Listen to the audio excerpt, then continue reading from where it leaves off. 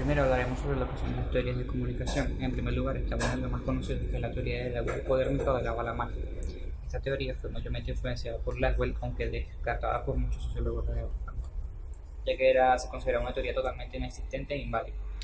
Esta teoría avalaba que los medios de comunicación masivos funcionaban como una aguja o una bala, que introducían información en el mente de las personas de forma directa e intrusiva, esperando una reacción predeterminada. Teoría que se usó mucho para construir las propagandas bélicas de la época para el reclutamiento de soldados, ya que esta teoría nació en plena apogeo de la Primera Guerra Mundial y llegando a la Segunda Guerra Mundial. Esta teoría se descartó más que todo porque se consideraba que el público era pasivo, cosa que se descartó de inmediato, ya que muchos sociólogos llegaron a la conclusión de que el público, más allá de ser pasivo, era un público obstinado, como ellos lo definen. Es un público que siempre buscaba su propia satisfacción su propia satisfacción por cada información que se le entregaba y reaccionaban de forma diferente. Por ello es que esta teoría se desechó totalmente. Luego está la teoría de la omnipotencia de los medios. Para esta teoría se usa mucho el ejemplo del suceso ocurrido en la cadena de radio de CBS en 1938, donde Wells narraba la novela de Guerra entre los Mundos, donde se describía una invasión de marcianos con mucho detalle. Era ciencia ficción, pero contenía hechos muy realistas.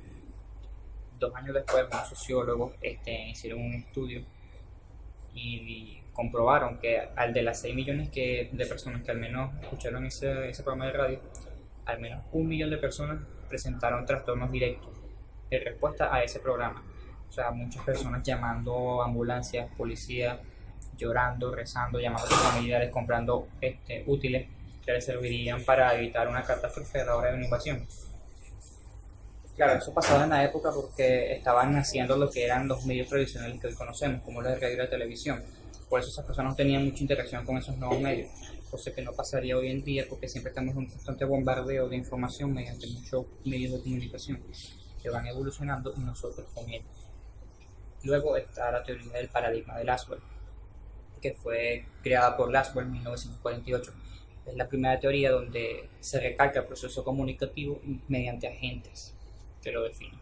Como por ejemplo, él lo formó en una especie de ecuación con una secuencia de preguntas sobre quién dice qué, que sería la fuente que emite el mensaje, por qué canal, que sería el medio por el cual lo transmite, a quién, que sería el receptor que recibe el mensaje, y con qué efecto, que sería el efecto que causaría el mensaje.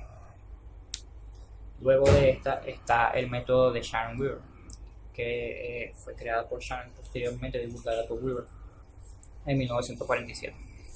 Esta teoría se recae más en lo que es los agentes tecnológicos en el proceso comunicativo. Por ello es que hay se conceptualizan unos agentes un poco diferentes a lo que es el paradigma del Laswell, como por ejemplo la fuente, que es la que emite el mensaje, el código, que es el conjunto de letras y símbolos que se usan para construir el mensaje, la codificación, que es la forma en la que la fuente envía el mensaje, el decodificador, que es la persona que recibe el mensaje, y el ruido, que es la interferencia que puede haber en la emisión del mensaje. Puede ser el viento en una comunicación fluvial o puede ser una interferencia telefónica. También está los estudios sistemáticos de la Escuela de Palo Alto, donde se confirma que más allá de ser un proceso lineal, el proceso comunicativo es más bien un proceso circular, porque se incluyen dos agentes que serían el feedback y la retroalimentación, donde se puede denotar un constante intercambio de información por parte del receptor y el emisor, lo que hace que sea un proceso circular el proceso de comunicación. Luego de esto también hablaremos de lo que son las subculturas. Las subculturas no son más que ese grupo de personas que tienen creencias, comportamientos en común y que los diferencian de la cultura dominante a la que pertenecen.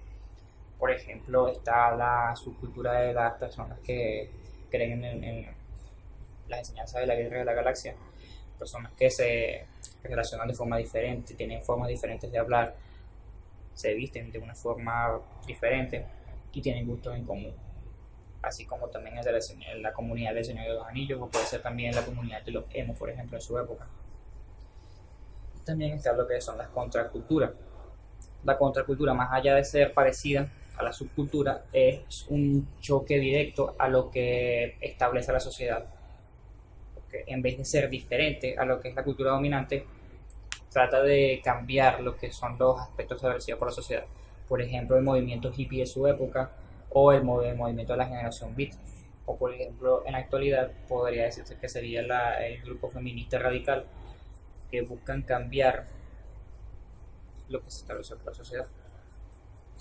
También podríamos hablar de lo que es la,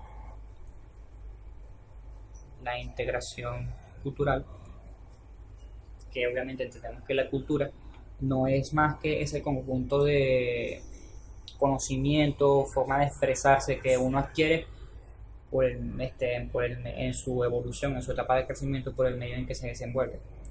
Ya que la cultura no tiene que ver más en el lugar donde uno nace, sino en el que uno evoluciona, en el que uno crece como ser humano, porque hay bastantes agentes que influyen en el crecimiento de la persona, del individuo como tal. Puede ser, por ejemplo, la familia, la escuela, los amigos, el ecosistema como tal. Todo eso, toda esa influencia que recae en el individuo es lo que conocemos como la cultura. Cosa que también se puede entender en la integración social, en la socialización.